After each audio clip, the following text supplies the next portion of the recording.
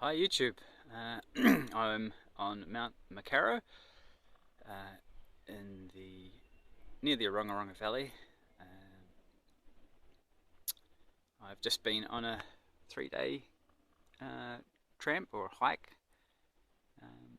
It's Anzac Day weekend, so you get an extra day or two off work.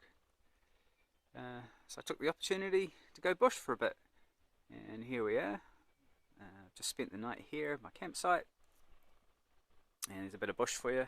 This is pretty typical New Zealand rainforest. There's some beech tree there, which you sort of get often at the top of mountains, and some fern. I thought I'd just tell you about some of the stuff I've been using, some of it properly for the first time. Used some of it in family camps, but never in the bush before. So I'm just going to tell you about this tent. Don't know if you can see that. It's Intense Outdoors, which I think is a New Zealand based company. And there's the bag, sort of quite reasonably compact. Some aluminium poles and pegs. This is made in China tent, and I don't know whether it's just one made by the tens of thousands and rebranded for a New Zealand reseller, or whether it's something they've had made to their design. But it's a 1.5 person tent is what they describe it as, and I'll have to agree with that. It's pretty roomy for one person. Two people, you'd have to be pretty cozy, so maybe fine for couples or family of two. Or I guess someone you don't mind being a bit touchy-feely with otherwise. It has aluminium ridge, supported by some guys. I've just used them, tied into some trees. It's got a reasonable amount of height. See, this is probably up to mid-chest, and I found it's enough space to sit up in, no problem at all. As you can see, maybe a bit of water on there. It rained reasonably heavy last night, and it's bone dry, so it's working. Nice ventilation there. You can see it actually comes out under, so not a hint of condensation, and it did its job pretty well, I thought. So no complaints there. Ground sheet, sort of a thin nylon, but it's waterproofed, and again, it's perfectly dry. It's got a couple of little storage pockets, a little radio in there. I've got a torch up there, and there's a loop or two. Let's go inside. There's a loop or two to hang stuff off, and there's another little storage area down there. It's got Dutch doors. Oh yeah, one thing I noticed, one of these zips came off the runner, so I'll have to stitch that up. It's been the only sort of manufacturing fault I've seen with it, and easily fixed, so I'm not too worried about that.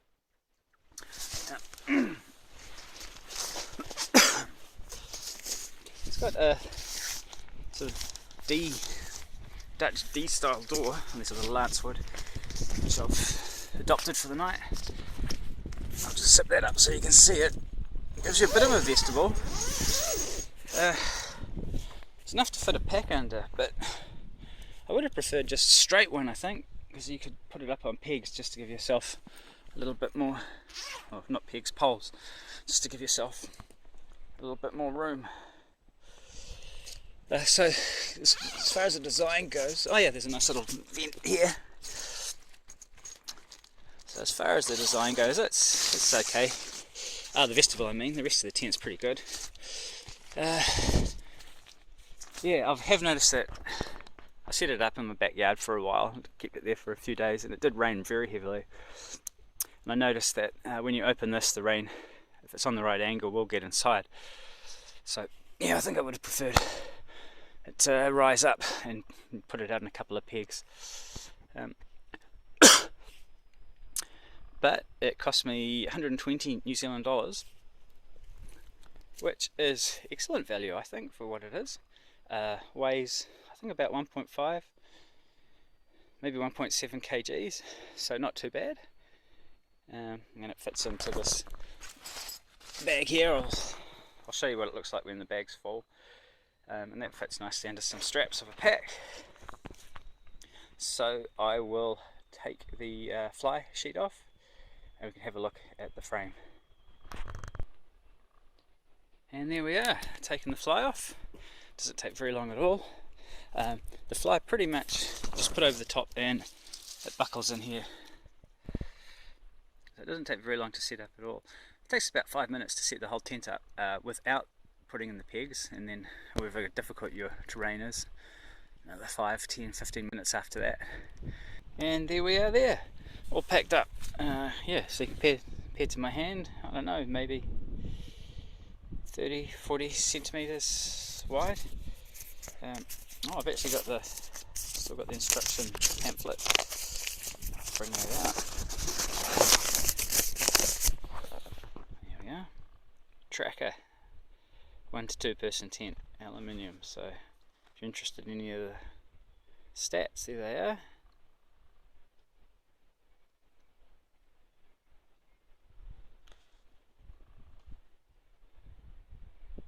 And I can't remember having those dimensions there.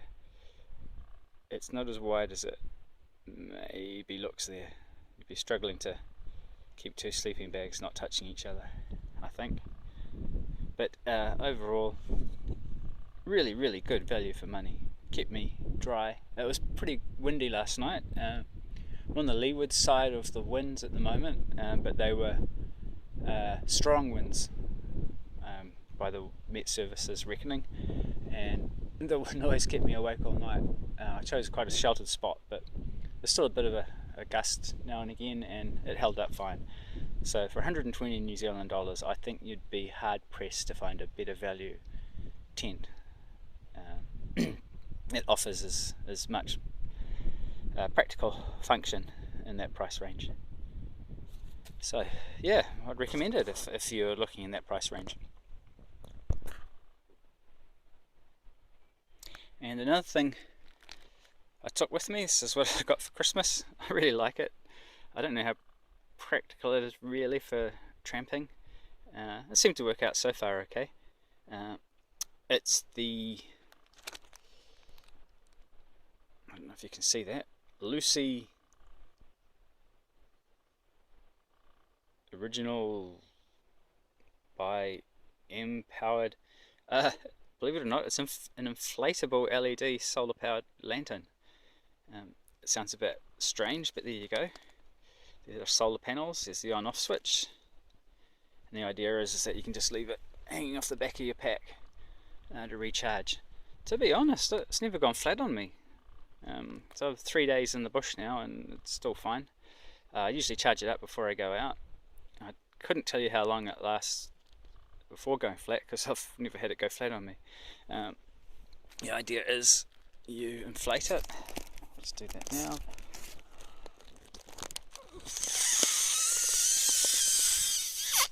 There's a little socket and it sort of creates a diffuser. It's got a couple of tabs and it's got a couple of modes. There's a low level and you can press it again to increase the intensity, and you can have it as a strobing light, which is really useful when you're in pitch black and you have to wander away from your tent for some reason. I just put it on this and it seems to just attract your attention a bit more than just leaving it on. I guess you could signal if you're in danger or trying to get hold of some people. You put that in a tree or in a clear spot and search your craft. Probably be able to see that quite well at night. That sort of inflated chamber just diffuses the light a bit more. As you can see, the electrical part of it is actually quite thin, so it doesn't really weigh anything, almost next to nothing. But it is thin, and you know, it's about as, show you my hand, it's about as wide as your hand. So I suspect if I took this tramping quite a few times, it would just be a matter of time before it broke. So I think if you wanted to take it in the field, you need to put it in a can. It was 30 New Zealand dollars and I really like it. I really do. It's excellent for family camping. You can sort of hang it up from your fly sheet ridgeline, and it just puts a nice little light over the table and charge it up during the day. I've also found that goes nicely under a belt buckle, and you give yourself a sort of waist height lantern or a button on a shirt. So yeah, nice piece of kit. Just turn it off. And the last thing is this super Delios Japanese lightweight water filter. It just comes in this little squeezy bottle, and it detaches. Oh, can't do that one-handed. At least I can. So there's the bottle, and you collect your water in that. I'll just blow it up to give you a size. And there it is. 300 mils. So you put that in water or under a waterfall, fill that up, and it collapses, so you can sort of squeeze it through the filter like so. I'll just show you the filter. So that's very small. Get in focus. Here we are. So it's very small, and it screws onto the top of the cap. Apparently it's compatible with platypus water bladders. I've never owned a platypus, so I don't know much about them, but I might be investing in one if it's true. And it sort of looks like the top of a sauce bottle. So you just squeeze it through into your water source. It's good for bacteria and sediment only. The instruction manual was quite clear that it doesn't stop viruses or other toxins. So it's got quite clear instructions on what it's good and what it's not for.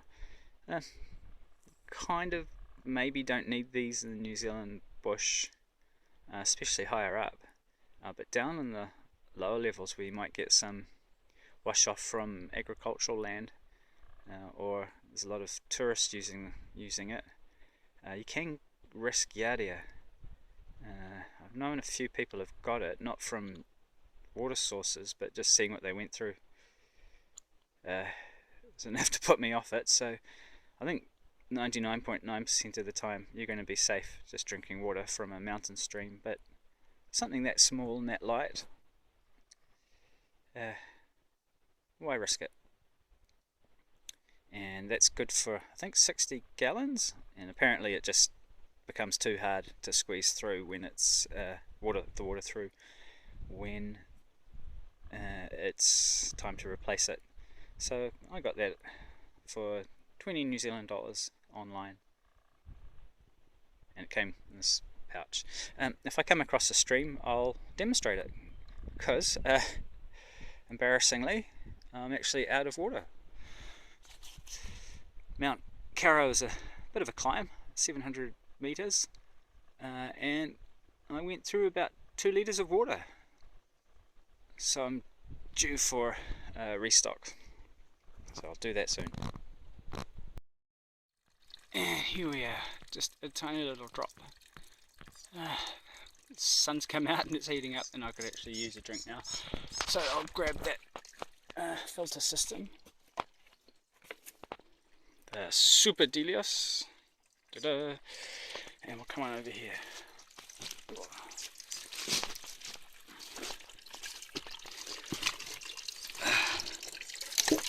Just get in there.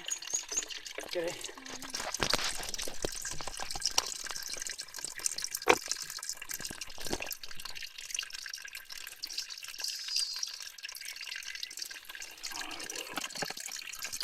Just fill that bottle up.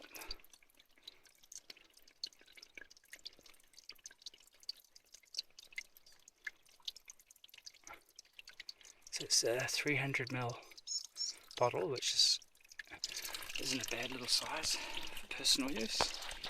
And I'll just screw that tap on. Oops.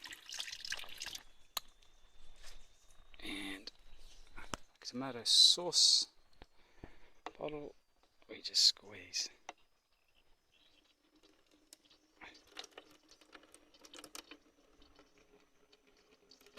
Oops. And it's a little bit tricky one-handed.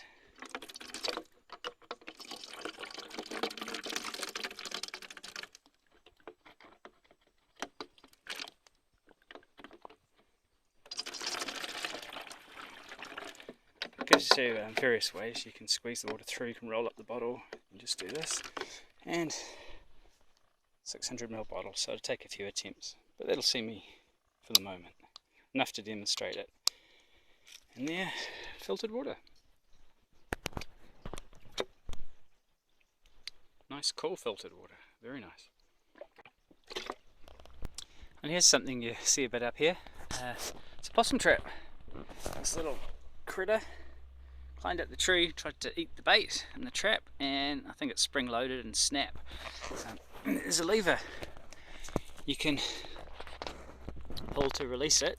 The idea is it falls down and the next one comes along. So along this track I've actually seen a few piles of dead possums. Someone's already tried to unset some, but his head's stuck in, so we'll just leave the ranger to give that a pull. Poor little fella. But they're trying to kill them all here. They were introduced from Australia for their fur, to set up a fur industry, but they're just devastating New Zealand native bush and eating kiwi eggs and that sort of stuff. So they're trying to get rid of them.